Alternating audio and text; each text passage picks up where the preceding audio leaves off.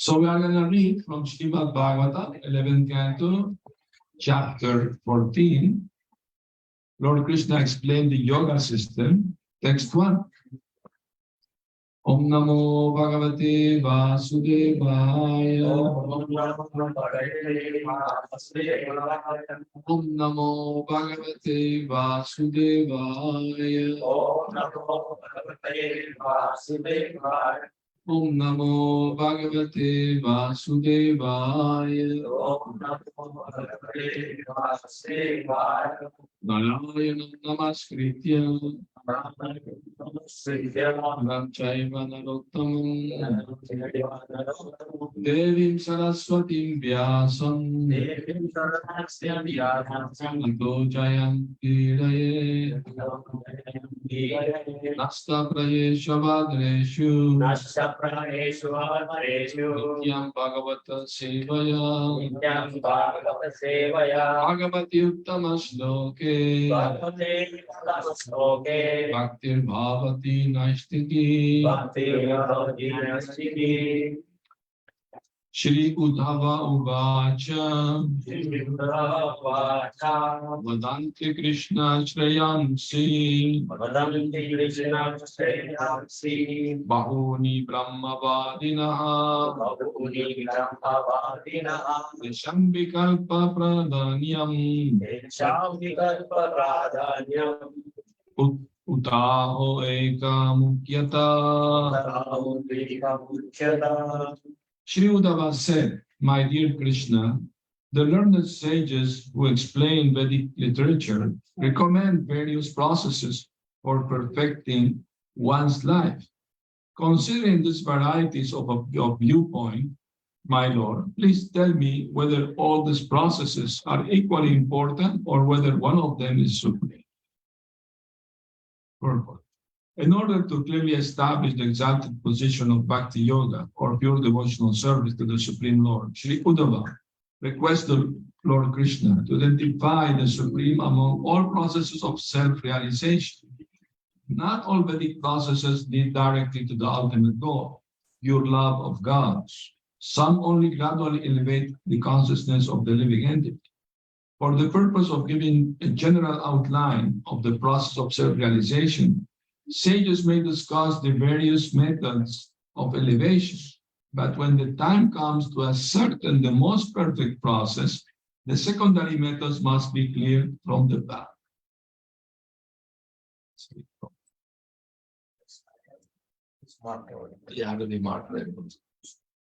Yes, very good. This is purport by Srila Vishwanath Chakravarti Thakur and Srila Bhaktisiddhanta Saraswati Thakur.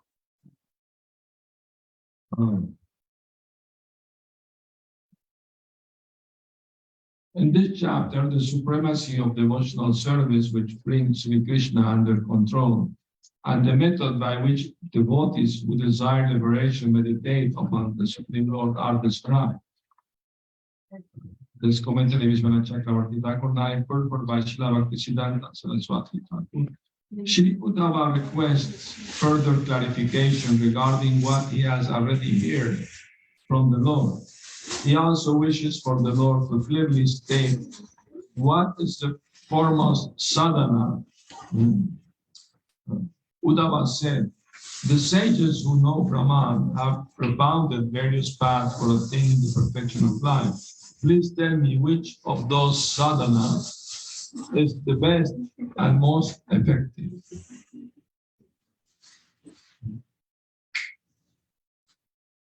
Okay. Should we read more? Yes, all right. Let's do the next verse. Okay, text 2. Bhavotadrita Swami. Is that it? Yes. Bhavato Dharita Swami. Bhavato Dharita Swami. Bhakti Yogo Napekshita. Bhakti Yogo Napekshita. Nirasya Sarvata Sangam. Nirasya Sarvata Sangam. Yena Tvaya Vishen Manaha. Yena Tvaya Vishen Manaha. My dear Lord, you have clearly explained the process of unalloyed devotional service by which one can free himself from all material association, thus enabling him to fix his mind on you without deviation.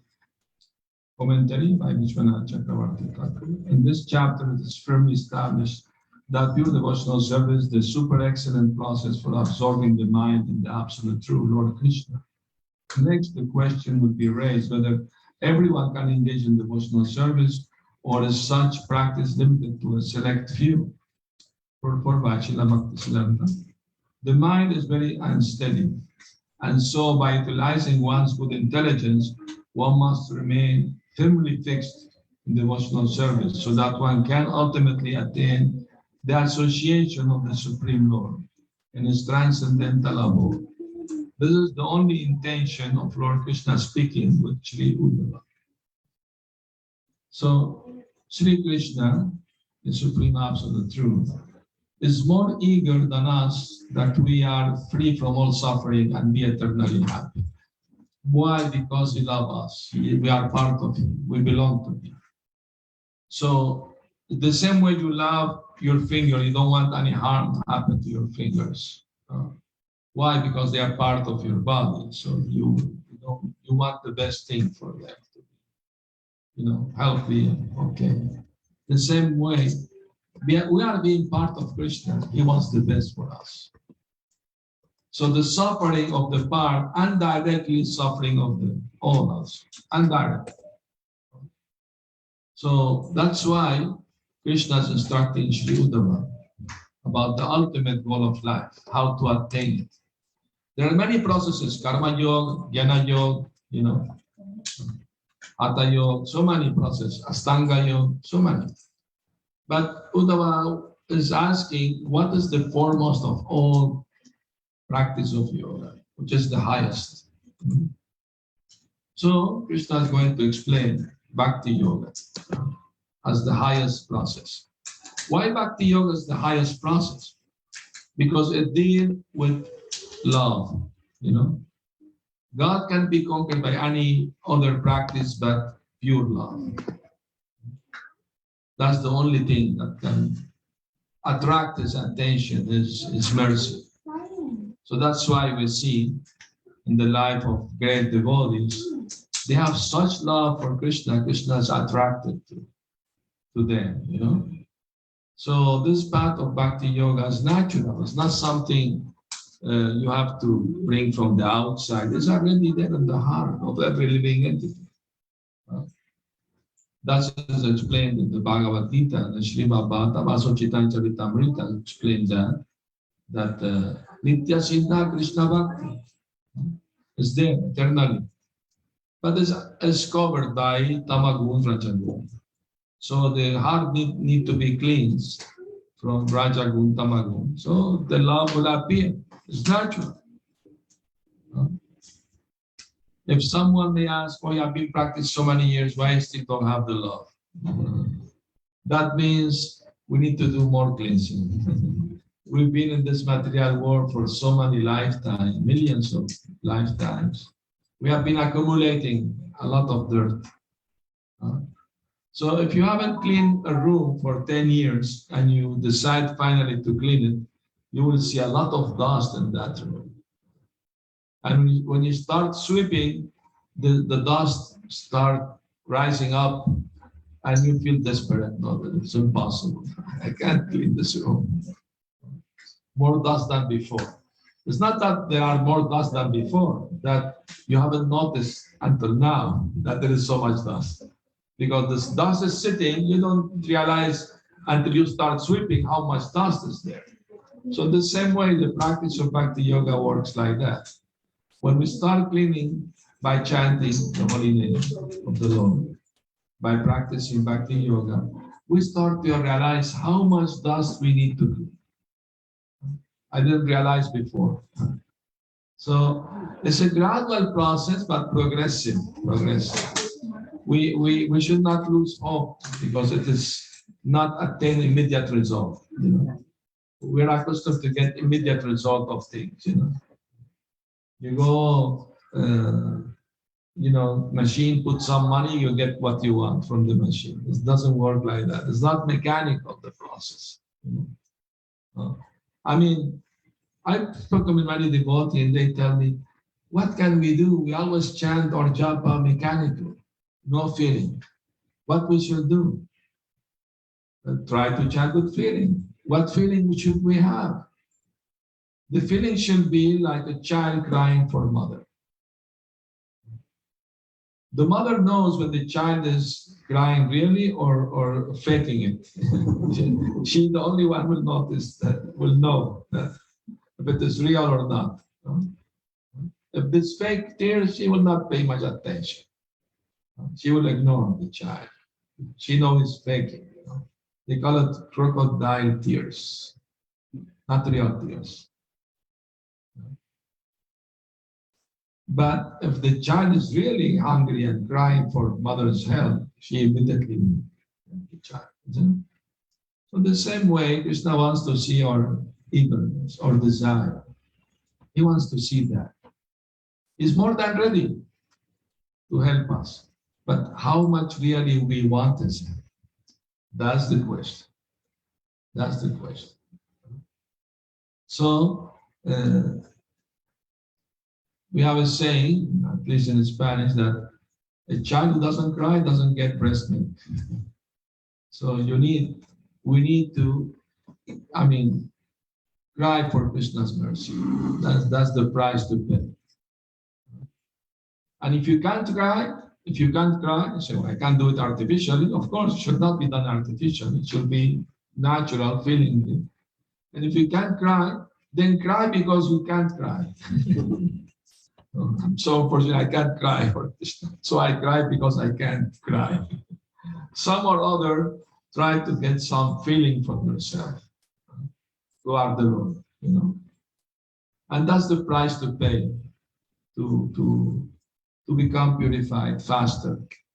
Faster way to get purified is to feel the need, very strongly feel the need. I'm in need of the Lord's mercy. But if one feels very comfortable in his life, I don't need so much. Okay, little spiritual life is okay, but from time to time, it doesn't feel the need actually. Then Krishna will remain neutral. He will give you according to your surrender, your desire. He will reciprocate. So it takes time. It's no hurry. It is not what you call a race of speed. It's a race of what you call being able to tolerate all the situation. Perseverance. Perseverance. Yes, that's the word. It's a long run, very, very. It's not short one. You can run fast, no, it's a very long. So you have to go at your speed, so you can reach the end. If you go too fast, you get tired and stop. Yes. So, Maharaj, the wonderful stuff that we are meeting right now regarding the compassion of Krishna, how that you must want Krishna eagerly in order to have his mercy. Now, but again, you can shed some light on that. Is based on the 5th canto of Srimad Bhagavatam, where it explains Sankhyatam Paribhasata Stovam. Even if there is that eagerness to have Krishna, like sometimes Prabhupada says, good imitation is desirable. If somebody imitating. Yeah, of course. I mean to say, suppose a woman wants to have a child, but she can't just fake it, go to the maternity room and making the sounds of having a child. The child will not come. She has to have a husband and then, get along with the husband. And in 9 months, she will have the child. The same way, we can't fake it. That's my point. It's not something to fake. There is hope in the sense it is natural. It's not artificial. It's there in every soul. This love for Krishna is there, implanted, a dormant way, not manifest yet. But by knowing that, it becomes easier, the process. Because it's not something I have to get from outside. It's something I have to get from myself, from my inside. It's there. Huh? So the thing is, what moves us to do anything is the desire. So we have to purify our desires. That's the main process. Of course, it's good. Good imitation of good things is good also. Sometimes people. I'll tell you one story about that. Imitation is good. So once devotees in Los Angeles, I think it was Los Angeles, they went on Harina, and it was Halloween day. So many people disguised themselves, and two young friends, they disguised themselves as Hare Krishnas. They put dhoti and everything, tilak, and they put salt in their head and put the tail outside and the sikha and everything. And they had the tambourine and, all these things and try Hare Rama, Krishna. They didn't know even the mantra properly, but they were trying to do that. And the other people were, oh yeah, good. But then suddenly the real Hare Krishna appeared. So they thought, oh, they will chastise us for imitating them. But no, the body smiled at them. But very nice, very good, come with us. So they followed the devotees all the way to the temple. And in the temple, they gave them nice prasad, they treat them very nicely. They gave them some books. And they look at each other. We are not going to become real Hare Krishna, are we? And the friends said, no, but definitely not. And they ended up becoming devotees. Because they were felt so much nicely treated by the devotees, and they liked it so much, the philosophy, the prasad. They were convinced. So imitation of a good thing finally was very good for them. In that sense, yes, you're correct. In that sense. But when we are practicing for some time, we should not be just how to say satisfied with that. We should want the reality. Okay. I tried to imitate for some time, but now I want the reality.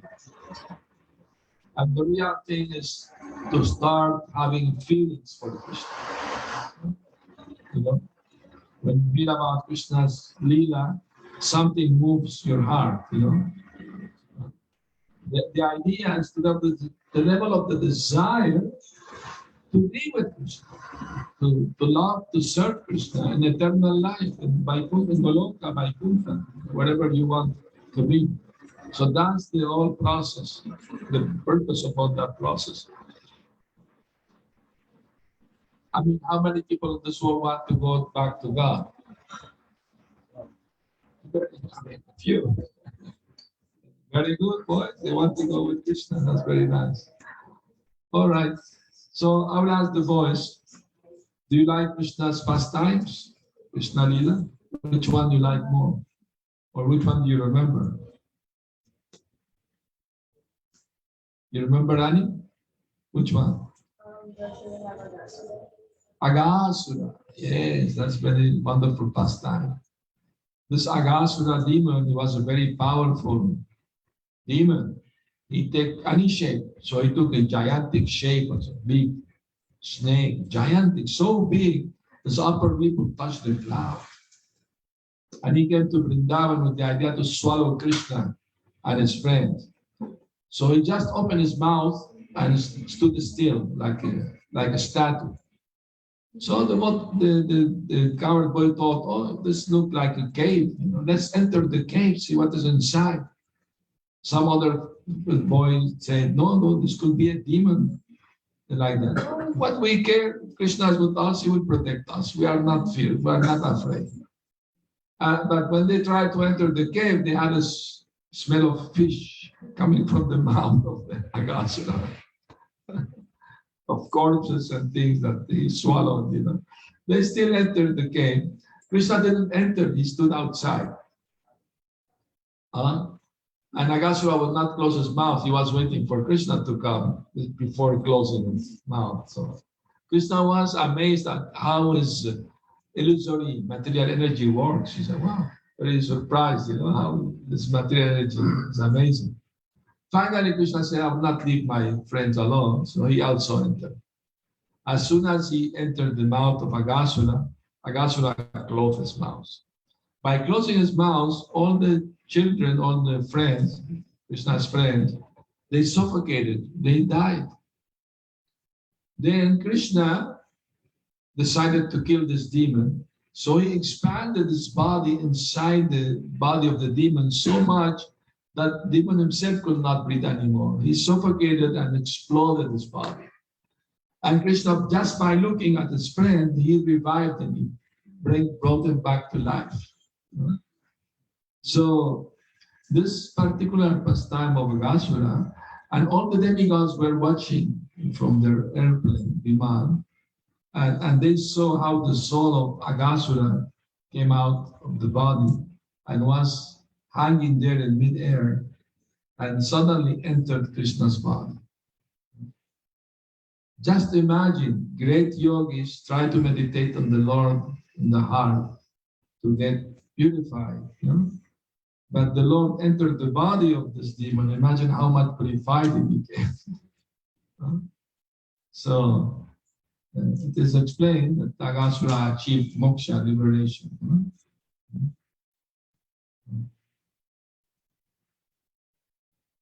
And what happened? What else happened that day? Something else happened that day. Because the inhabitants of Vrindavan didn't come to know about killing of Agasura, but only after 1 year. Not the same day. Usually the boy will tell the story the same day to their friends and parents. Krishna today killed this big demon. But that day didn't happen. That only after 1 year. Because that same day Brahma came to steal the coward boys and the calves. So Krishna didn't tell anything. So Krishna Lila is wonderful, and we should be eager to know more and more about Krishna's wonderful activities. So we become attracted. Yes. So Maharaj, which in some of the commentaries from some devotees I have heard, Yes. that most of the marriage ceremony in Dutch had taken place within that 1 year, where all. Yeah, I explained that the other day, You wasn't there, I think. Yesterday I explained that. I gave all details of what happened after Brahma Vimohan. You will be surprised to know that in the Brahma Vaivata Puran, that Brahma was taking the children and calf back to Brahma Lok. But Krishna is omniscient, he knows everything ahead of time. So he transformed himself into Brahma and arrived at Brahma Lok before Brahma. And he told all the doorkeepers, there is a fake Brahma around, don't allow him in my planet. So when the real Brahma arrived, he was not allowed in his own planet. So you have to come back to Earth planet. And that round trip, 1 year clear happened. And during that year, Krishna, expanded himself, covered boiled calves. He suggested to us all their, that all these young boys should get married, so they married all the gopis like that. Wonderful things happen. I explained all this yesterday. So, shall continue reading? Okay. And you said another part you want to be. Yes,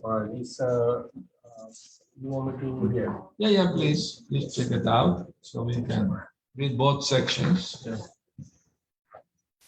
So in the meantime, Maharaj, I have a question. So what is the context here? Like Uddhav, why did he inquire this? Because Krishna was about to leave planet. Was it his inquiry or Krishna wanted to give him the knowledge, so he instructed? Both things happened simultaneously. Yes. Krishna was leaving the planet. Uddhava wanted his benefit not only for himself, for all others also. Yes. So he asked these very important questions.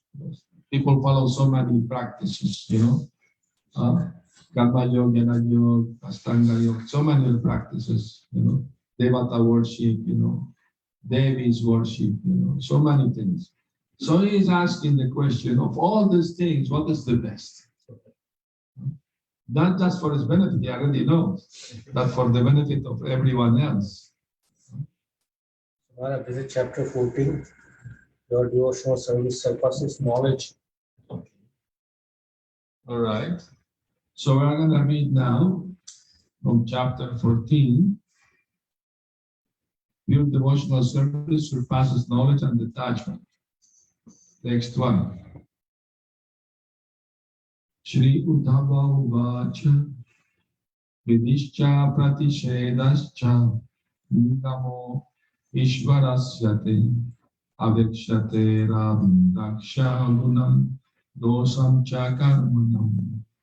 Shri Uddhava said, my dear lotus-eyed Lord, the Vedic literature, which constitutes the divine orders in terms of positive and negative injunctions, focuses on the good and bad qualities of work. Commentary. In this chapter, Jnana, Karma, and Bhakti are elaborately described, as well as those who are suitable to engage in these three processes. Purport.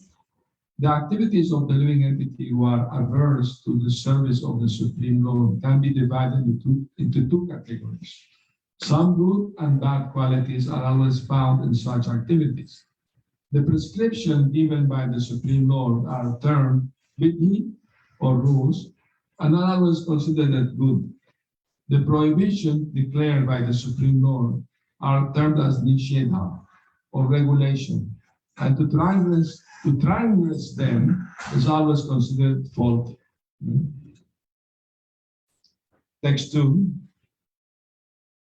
Varna Shrama Vikalpamcha Pratiloma Nulomajam Dravya Deshavaya Kalam Swargam Narokam Ivacha. The Vedic literature creates the divisions of Varna and Ashrama and describe the good and the bad qualities in relation to mixed marriages called pratiloma and anuloma, according to time, ingredients, place, and age. The Vedas also reveal the existence of heaven and hell, which are certainly the products of piety and sin. Commentary. It was previously stated that pointing out good and bad qualities of others is in itself a fault, and so one should give up such dualistic mentality. In the following 5 verses, Sri Uddhava expresses his desire to know more about this from the Lord. Uddhava said, my dear Lord, the Vedic literature contains your instructions and consists of recommendations and prohibition. The performance of prescribed duty is always beneficial, and the performing of prohibited act is always faulty. Good and bad qualities, piety and impiety, and heaven and hell are born of such recommendation and prohibition. In the social system of Varna and Ashrama, there are good qualities and faults that are judged in terms of the various kinds of marriage. If a man marries a girl of a superior Varna, then the union is termed pratiloma. If a man marries a girl belonging to an inferior Varna, the union is termed anuloma. In any case, the entire Vedic social system is based on distinguishing between piety and sin, and Sri Uddhava is encouraging the Lord to explain more elaborately is a statement that one should transcend both piety and sin. Purport, division of Varna, division of Ashrama, division according to the nature of one's birth, various objects and places, and the existence of heaven and hell are all the result of piety and sin. So, one should understand something very important, that there is good and bad. Once I was giving lecture in the university in Salvador, theological department. One of the students, he asked this question, challenging question. He asked, did God created the universe? I said, yes, of course. He said, do you believe in God? I asked him. He said, yes, I believe in God. My question, he said, if God created the universe and there is in the world, you can see a lot of evil in the world. So if that means that God created evil, how can God be all good if he creates also evil? Good question. And my answer to him was, I'm going to answer your question by asking you a question. do you believe that the darkness exists? He said, yes, of course. I said, no, darkness doesn't exist. Darkness is only the absence of light. If at night you turn the light off and then turn it on, you will not see the darkness fighting to stay in the room with the light. It's not half the room light, half dark, and they fighting. No. Immediately darkness will disappear as soon as the light is there. That means darkness is only the absence of light. Actually, it doesn't exist. It's only the absence of something else. Huh? I asked him, do you believe cold exists? He said, yes. I said, no, cold is only the absence of heat. When we say cold because there is no heat. So the same way, the evil we see in the world only is the absence of God in the heart of people. By turning our back to God, we create evil, not God. We create evil. Then he asks the question, then why God allows people to be evil? Why he doesn't force everyone to be good? He said, because it will not have value if you are forced to do something. It has to be voluntary, then it has value. You know? That's the difference between human beings and, you know, an object, material object, no, not alive, machine, table, things, they have no volition, not this, they can't have their own volition. Human being, the soul, has freedom to choose, free will. And that makes our choices very important to God, you know. If we voluntarily agree to follow the Lord's instruction, then he will be very pleased because we could do something else, but we decided to do the right thing. So that's pleasing to the Lord. So all the process of Bhakti Yoga is to act in such a way that the Lord is pleased. You know? That's the whole thing. And if the Lord is pleased, nothing will be lacking in your life. Nothing. No material, nor spiritual. You will not miss any. Everything will be fulfilled. So that is sum and substance of Bhakti Yoga. That the nature of the soul eternally is to love and serve God. That's imprinted in the soul. But by coming to this world, the soul forget God and try to be happy only with the material life alone. And when that soul suffers in this world because there is disease, there is old age, there is so many problems, then start reflect why I'm suffering, why I am in this world, what happens after death, who's God, what is my duty to him, my relationship with him. Then human life starts really there at that moment when one is becoming inquisitive, no? Atatto Brahma Jigyasa, the Vedanta Sutra explains, in this human form of life, one should be inquisitive. One should ask about the truth of life. So that's the beginning of human life. Then more progress is done. You know? When one starts understanding, I'm an eternal servant of Krishna, I'm not this material body, I'm the soul, and therefore what is my duty? If one understands one's position, then what is next? To put it in practice, isn't it? Not just to know theoretically, it's good to know theoretically, but the next step should be to put it in practice. Then by putting in practice, you start to have realization, experience.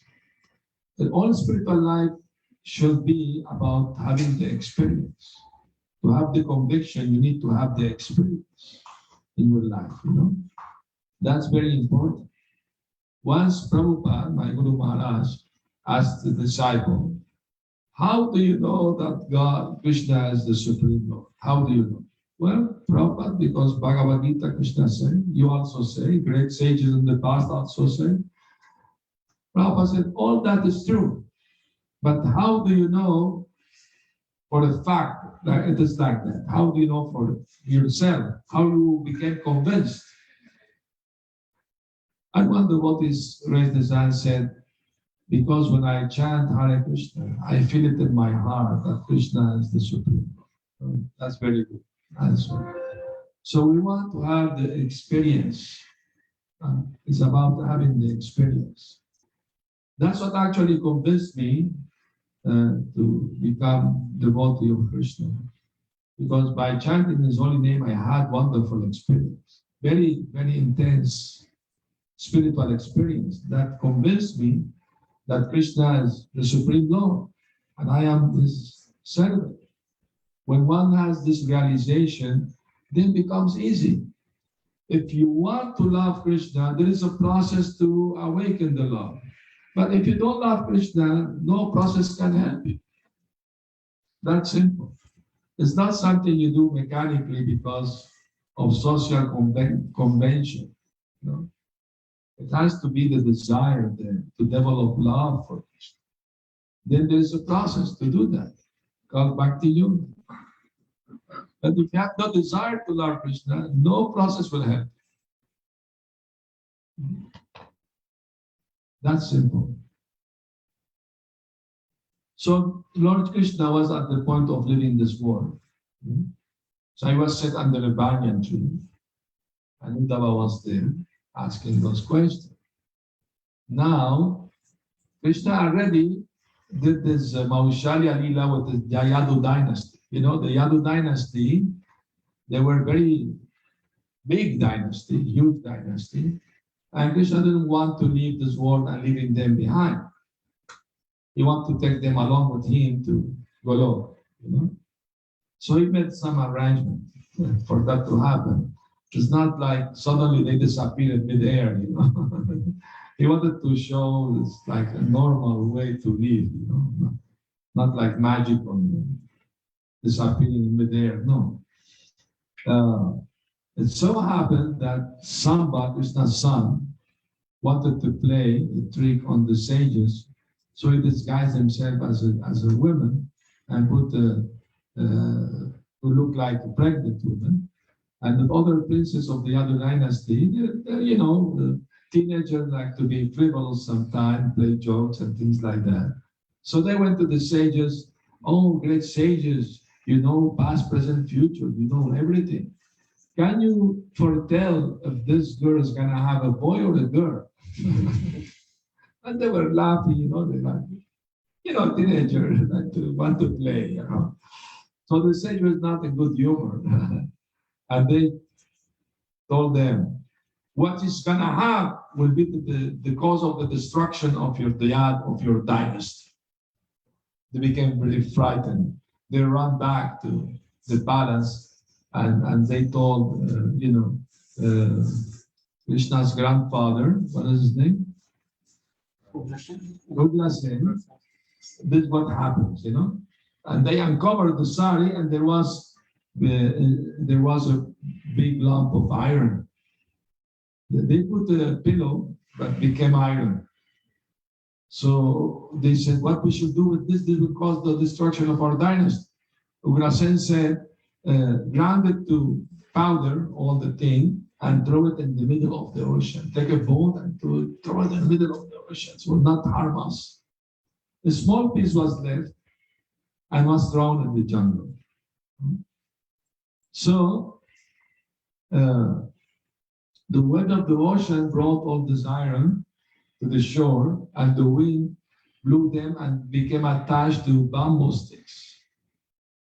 So in Pravasa Chitra, the Yadu dynasty went there from some religious function, you know, some yagya or something, and Kshatriyas are allowed from time to time to drink some beverage, you know, was fermented rice, alcohol, and they all drank this in that ceremony, and they became intoxicated, and they start to argue, fight each other, and they saw this bamboo stick, they took him apart, started fighting each other, and killed each other. That's what the Bhagavatam explains. Now, Krishna and Balaram were also there, they also took part in that fight. Now the question, did actually this really happen? No, this actually didn't happen. Krishna created an illusion for the old world. Was an excuse to take his devotees, the yadus, back to home, back to God. So he created this illusion. You know, when the British were ruling India, there was a very famous magician. I'm trying to remember his name. Sarkar, yeah, that's Sarkar. He was a very famous magician. At that time, Calcutta was the capital of India. So big theater invited all the British came, 2,000 people, you know, mostly British and Indian both. So the magic function was supposed to start at 4 p.m. sharp. You know how British are in relation to time. You know? Not like South American and Indian. 11 means 11:30. There's like German also like that. You know, one devotee told me that he went to Germany and they announced the band for Annam was gonna leave at 5 o'clock. He arrived 2 minutes, the van was already gone. Next day he was 2 minutes before. So the thing is that 4 o'clock, all of them were there sitting.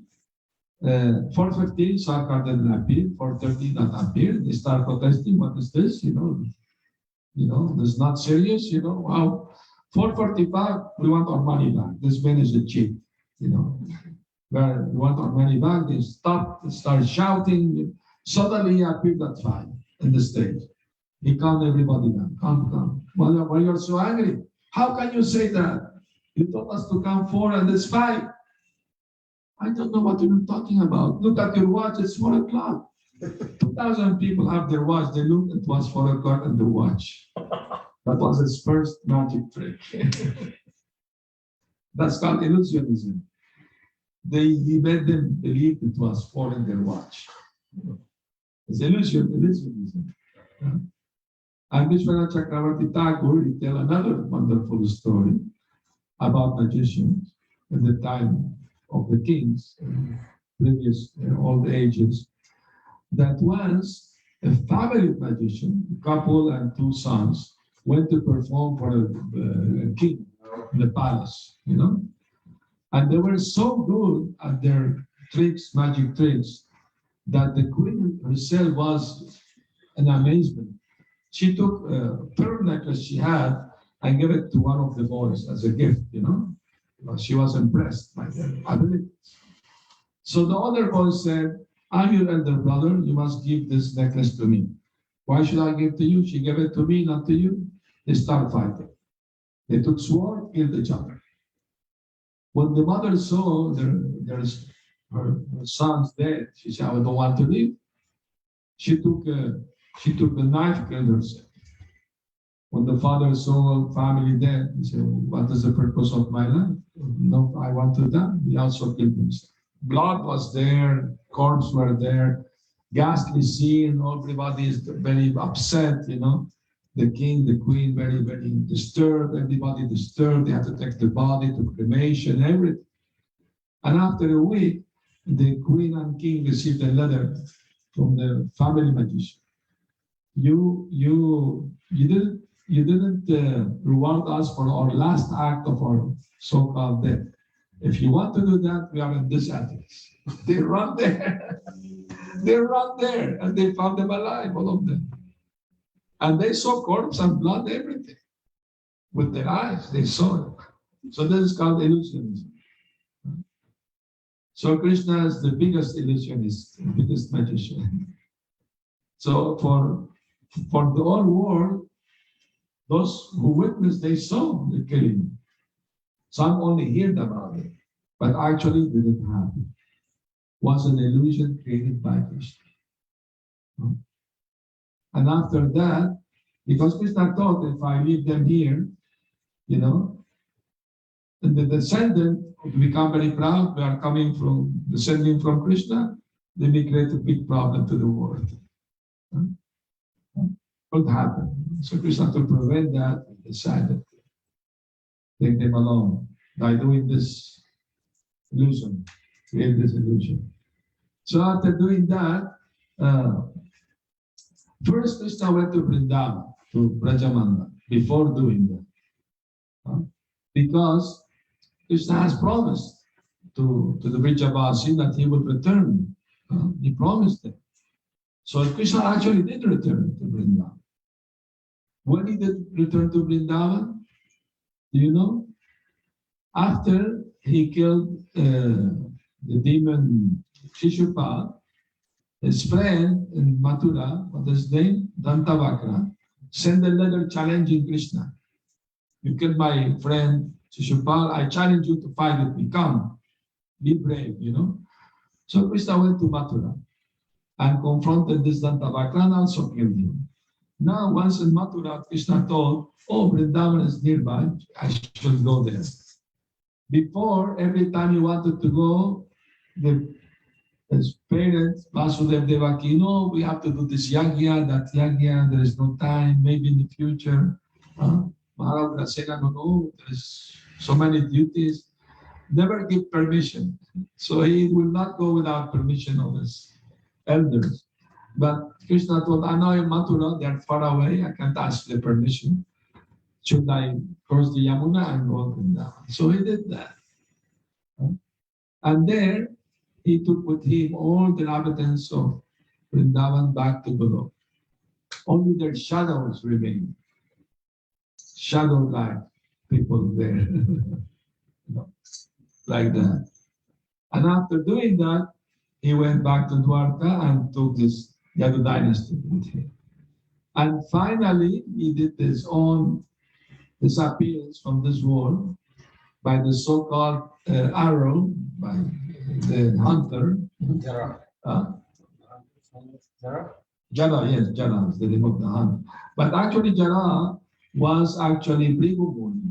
He was suffering from a curse. And that happened right after the annihilation, so-called annihilation of the Yadu dynasty. So what he was doing there, choosing for a deer. Supposedly he confused Krishna's food to be the head of the deer. And supposedly he shoot an arrow and hurt Krishna's food, and Krishna died. That is not true. Don't believe that. Krishna can never die. It's an all illusion. And also the Bhagavatam 11 canto explained that actually the arrow didn't touch Krishna's food, landed next to it. And Brigumuni realized his mistake. He came to apologize to Krishna, ask forgiveness. Krishna, please forgive me. It was mistake your food for the head of the deer. And Krishna said, no, that's all right. I will take advantage of this to confuse the atheist. So Krishna created with his own power a body like him, but material, with an arrow in the soul, like that. I mean to say, speaking practically, if somebody hit you an arrow in the sole of your feet, you will not die because of that. If you hit the heart or other part, then you die. But in the foot, you can cure it, So it's not like if you see it from the practical point of view, This is called Maushalyali. Krishna is playing his own disappearance. And the Bhagavatam, it is explained that Krishna, with his own self-spiritual body, went back to Golok. And the demigods, they saw him in their planet, how he was passing through space. So this is the Leela. And before that, he was instructing Uddhava before leaving. So Uddhava was feeling so much separation from the Lord at that time that he was, in his humility, he was thinking, the demons that were killed by Krishna are more fortunate than me, because they died looking at the Lord. But Krishna left me behind. I'm less fortunate than the own demons. Very humbly was thinking like that. And Krishna also did a great favor to Uddhava by sending him to Vrindavan previously with a letter to the gopis.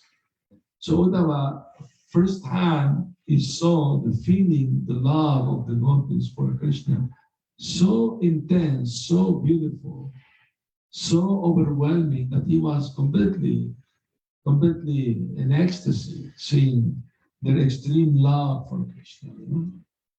He could not stop thinking or talking or acting for Krishna. They were like mad women.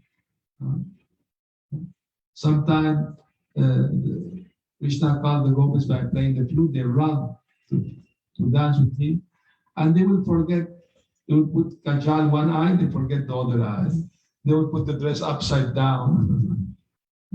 Like children, like they don't know how to dress up. Because all out of love, out of intense love, eagerness to meet Krishna. So the whole process of Bhakti Yoga is about becoming pure-hearted, very sincere, very surrendered, and to develop this pure love for Krishna. That's the goal of Bhakti Yoga. As the High Lord Chaitanya said that. Prema Pumarto Maha.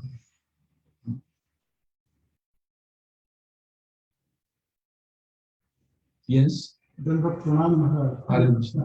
Hare Krishna. Krishna's pastime and departure to Goloka is tied to Bali. How Bali was killed, Bali took the revenge. Yes. Actually, yeah, it's mentioned something like that. That you know the reason why Lord Ramchandra killed Bali hiding? Yes. There is a reason behind it. Because Bali received the blessing from Lord Shiva that anybody who would fight him face to face, he will keep his own strength and take away half of the strength of the person who's going to fight him. So it was impossible for anybody to win fighting with him. So out of respect for Lord Shiva's blessing, that's why Ramchandra shoot him with an arrow hiding. So after shooting him, he was dying. Lord Ramchandra went to see him dying. And Bali protested, killing me like a hunter, you will be killed by a hunter. Like that was the. But Lord Ramchandra reminded Bali, you're telling I am doing adharma, but you are doing adharma because you stole the wife of your own brother. You took the kingdom from me and love for you. You are adharma. That's why you're suffering now, dying this way. Then Bali realized his mistake. He asked forgiveness from the Lord. Yes, you're right, but Lord, please forgive me. I did wrong. I mean, Krishna always forgive those who are sincerely repentant. Since Bali repented, last moment in his life, he got the mercy of the Lord. You know? So we should not wait until the last moment of our death to repent or wrongdoing. We should start from now, you know, and rectify now, so we can be better prepared at the time of death. You know. Srila Prabhupada gave us the example himself at his deathbed. He asked forgiveness from all his godbrothers. If I offended you, please forgive me. I was very proud, I was very successful. Sometimes I criticized you. Please forgive me. They said, no, you didn't make any mistake. You was doing everything for preaching, for the purpose of preaching. Yes. One more thing about Bali's pastime. That then Lord Ramchandra also told him that if you want, I can, take away the arrow and you will be fine. Yeah. But Bali said, no, this is the most fortunate death I can get. Yeah, what better fortunate death than to die in the presence of the Lord? So he said, no, No, don't take it back. Yes. One more addition, Maharaj. That Mahamantra chanting, does it really work? So when devotees were preaching in Southeast Asia, one group of attorneys and all, they sued in the court that all this is fake, these devotees, they get up in the morning, they disturb everybody. And Kamal Krishna Goswami was there teaching. So he called the attorney. Yes. He was Vinod Patel. He was a very famous person. He called him on one meeting. He said that, okay, I'm telling you, this is real chanting. It works. You chant with these beats for 1 month, my mantra. If it doesn't work for you, I'll give you $100,000 and pack up and leave this altogether. Fiji. Yeah, in Fiji. Fiji. So he said, I'll leave this place altogether. We'll all leave, pack up. So here your beat, chant it, see if it works or not. So Widow Patel started doing that. After 15 days, he came back to Maharaj. It does work, and I want to be your disciple. I'm withdrawing the law. Very nice, very nice. And then he moved on to Dallas, Texas, Mm. and he became president of Sri Lanka. Yeah, I know Nityananda. Yeah, I know him very well. It's my good friend. So bottom line, it does work. Yeah, it does work. Definitely it does work. Chanting, If somebody's honest, he was an honest person. You want to really prove it, practicing it, see by yourself, then definitely it does work. Undoubtedly. Somebody's honest will acknowledge it. Yes, it is true. Tamal Krishna Maharaj told me the story that he wanted to preach in America. He was in India managing temples, doing things, but he was tired of there. He wanted to go to preach in America. Prabhupada said, no, I wanted to stay in India, preach there, help there, the management, And he said, Prabhupada, it's very difficult to deal with the Indians. They want to cheat me every once in a while. I have to fight with them because they have to buy, cement and bricks and all for building temples. So it's always trouble, giving so much trouble, And Prabhupada said, but I'm also Indian, I'm also cheating you. No, you're not Prabhupada. Prabhupada laughed and said, I also cheated you to bring you to Krishna consciousness.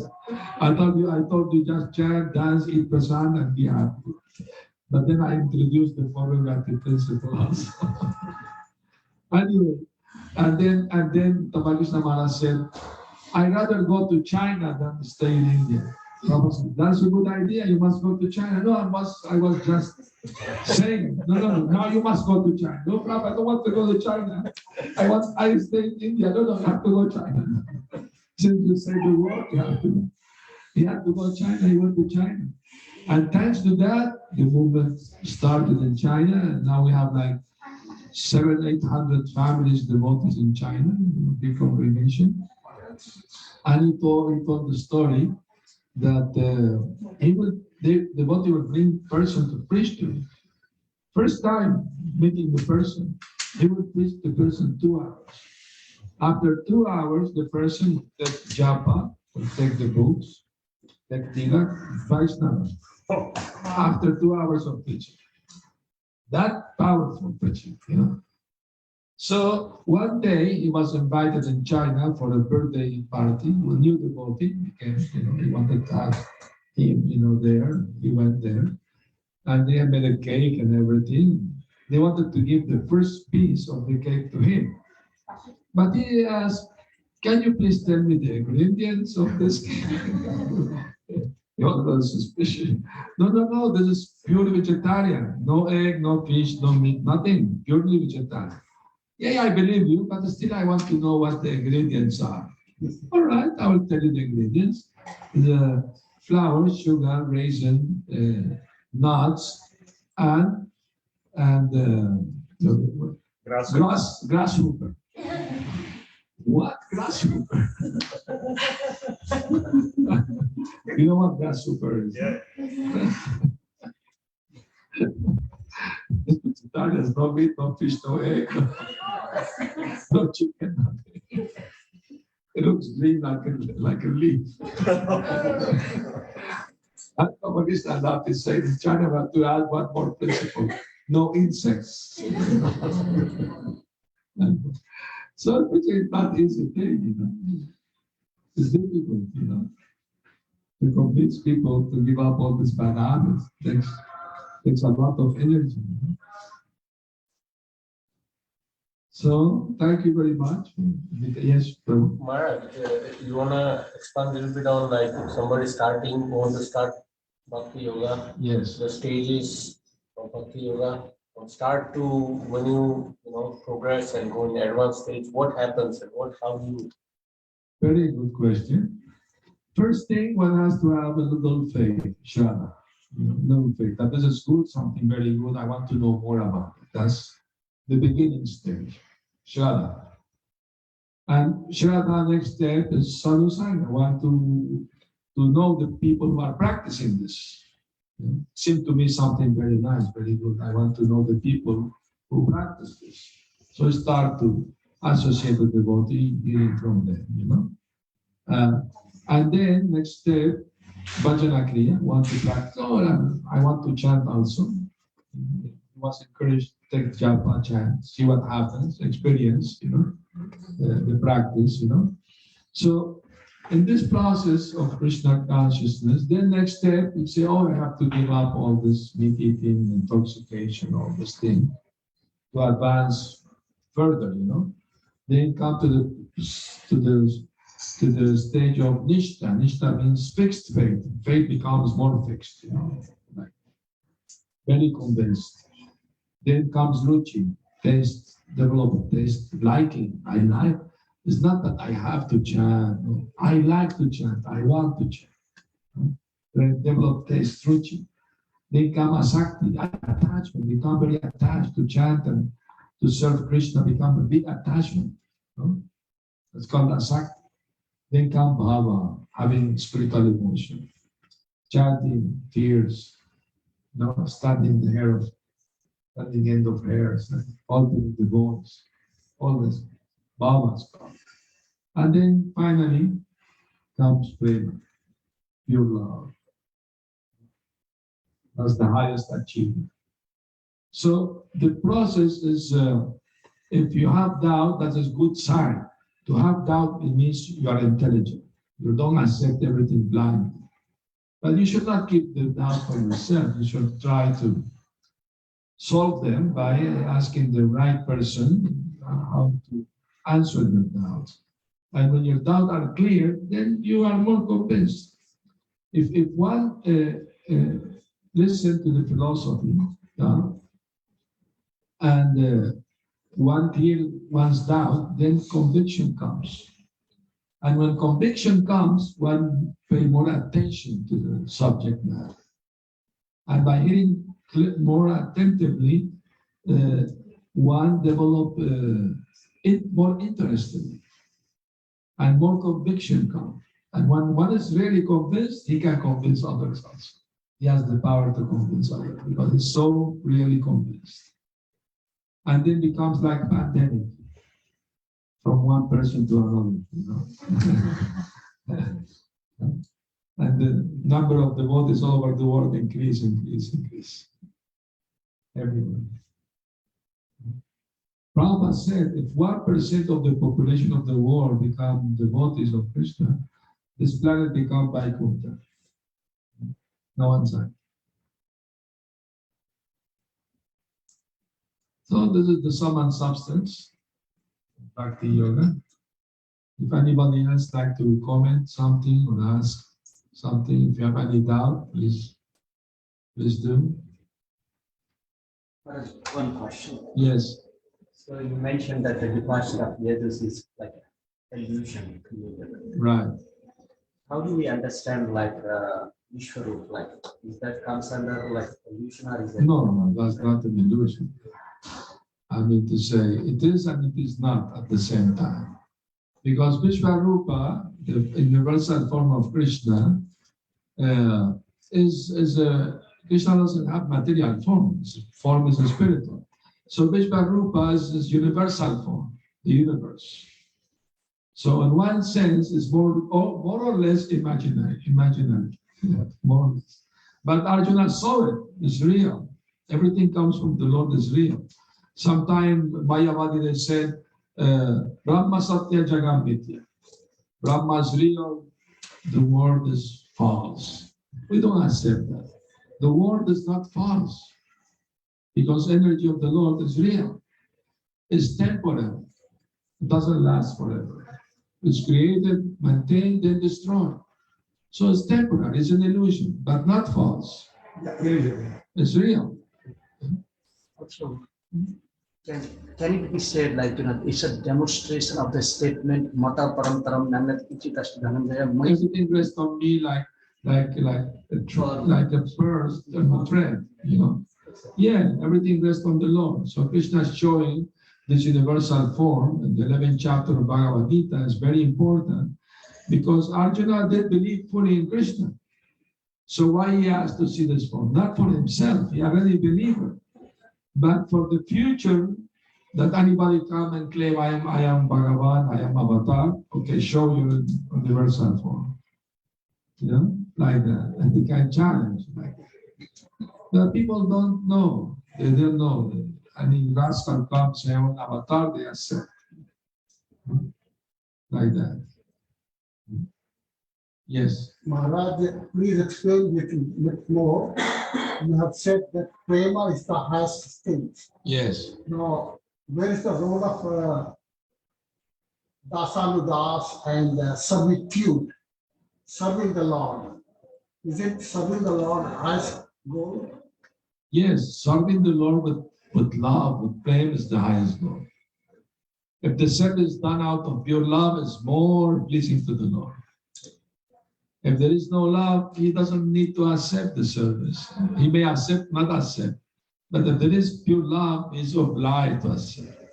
So service means with love, with prema. Then the Lord is pleased. Because love means service. If you love a person, you want to please the person. You want to serve the person. And there is reciprocation. Prabhupada said, when we start to love Krishna, we will realize how much he loves us. How much we love us. So the love is reciprocal. And love means service. And of course, Mahaprabhu's philosophy is Gopi Bhartu Padakamalayur Das Das Anudas, the servant of the servant of the servant. That's our philosophy. We go through Guru Parampara to Krishna. We can't go directly to Krishna. We have to go through the process established by Krishna himself, which is Guru Parampara. Then we can achieve the perfection. Very nice. Thank you, everyone, for hearing attentively.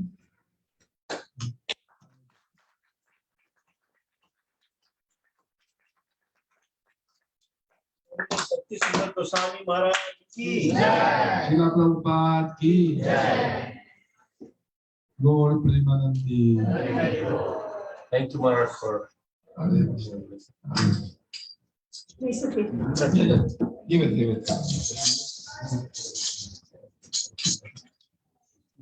Hare Krishna, everyone. So big thank you to His Holiness Bhakti Sundar Goswami Maharaj for such a wonderful class.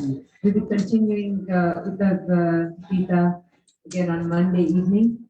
But this evening, the class at the temple will be at 5 o'clock after the Arati at 5 o'clock. And then we're going to be talking about the Shri Krishna Janmashtami, how to get ready for Shri Krishna Janmashtami. That's this afternoon's program at the temple. And then there's no class on Tuesday.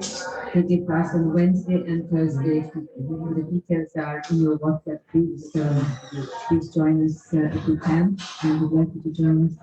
I'd like to thank today's hosts. We have Arpat Prabhu and Padma Mataji. Please give them a big round of applause. So we are going to go ahead and recite the Prashadam prayers. Okay, so they're going to recite the Rashtina prayers and then Prashadam prayers, and we'll be serving Prashadam. Thank you so much. Thank you all for coming, because without you, we cannot have a program. Thank you.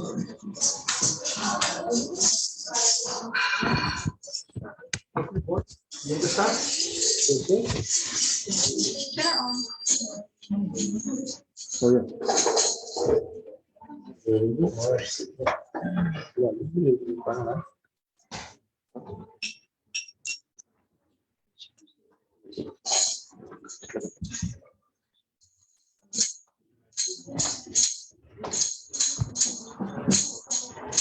Namo Namaste Narasimhaya. Namaste Narasimhaya.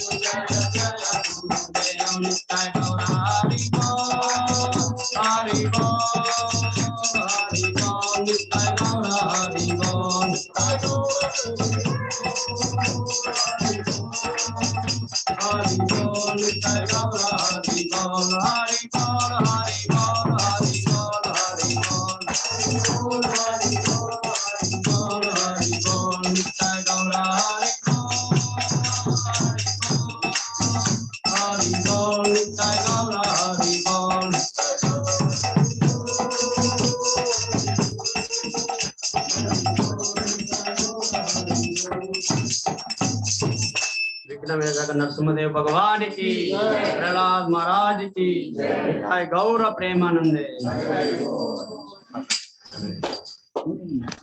First offer.